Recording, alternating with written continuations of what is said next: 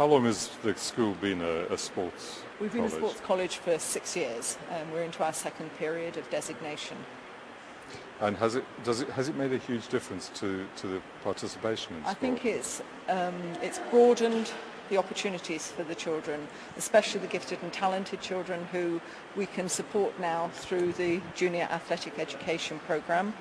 We have a trainer in school who helps them with their particular training needs and guides them through the training programmes that the national governing bodies would set for them.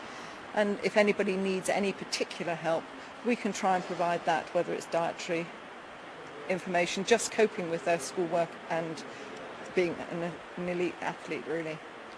I was talking to some of your Olympic hopefuls, 4 of them, and I mean, you must be. Have they had a lot of support from the school to get to where they are? I think, to be perfectly honest with you, when you're at that level, the support has to come from inside the student. It has to come from the parents. We do what we can. The city does what it can, but at the end of the day, I think it's the students and the parents that are really the focal points. There's been a lot of focus on childhood obesity and things like that. And do you think, what percentage of your students take part in sport, do you think? We have a large percentage. They all access 2 hours within the curriculum each week, and then we have a wide extracurricular programme that we would like to believe over 50% of the children access some activity or other, if not higher, really. And I think obesity and all the education that's going on with diet, if we can provide the activity opportunities, there really is, with education, no need for this to be a bigger problem than it is now, and hopefully decrease. And come the Olympic, come 2012, how will the school take part? I mean, we would like to feel that lots of the young volunteers that we've got now, who are in the coaching role or officiating roles, would be at the Olympics as volunteers. We would like to be there to support what I honestly believe we will have at least 4 young people at the Olympics, and I want people to be there supporting them. We will do whatever it needs. Hopefully Plymouth will host a visiting team from another country, and we can share our facilities and we can set up some sort of links that will go beyond the 2012 Olympics. And hopefully the government will extend the facilities in Plymouth for all young people and the community. That would be really, really nice.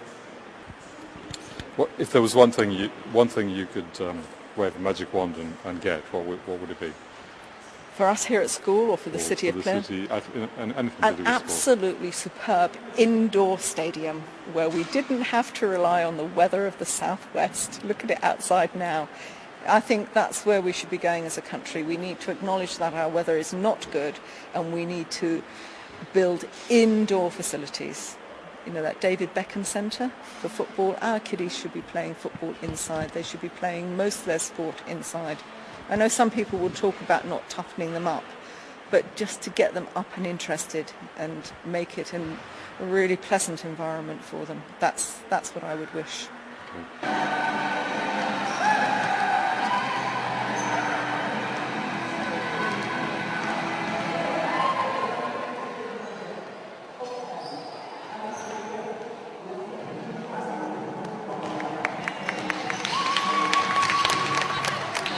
Maybe you've got 1 or 2 questions.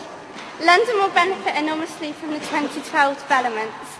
Are there plans to ensure that a city like Plymouth will also benefit?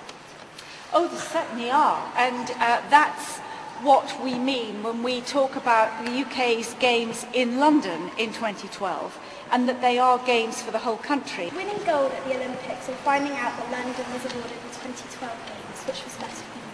Do you know how I answer that question? I always tell a story, because the day before the vote in Singapore, when Tessa and myself and Craig Reedy and the Princess Royal all made the presentation, I sat in my hotel room, which had become a sort of the place where everybody met, and I had lunch with Daley Thompson, our greatest Olympian, greatest decathlete of all time, Tanni Gray-Thompson, our most medal-winning Paralympian and winner of the London Marathon 6 times, I think, 20-odd medals. Jonathan Edwards, who won the triple jump in Sydney, and in 2000, and we all four of us sat there, and Adi Adepatan, the wheelchair basketball player, and we all agreed that if we got the right vote the day later to bring the games back to London, we'd swap anything we did in our sport for that vote, because we like to think that when we were winning our medals and doing all the things that we did, that a few more people got involved in the sport. But over the next 5 years, having the Olympic Games in our own country, in our own backyard, I think will make a much bigger impact than anything that we did individually in the sport. So was I proud of being a part of the team in Singapore? Yes, I was. I think it was a great achievement.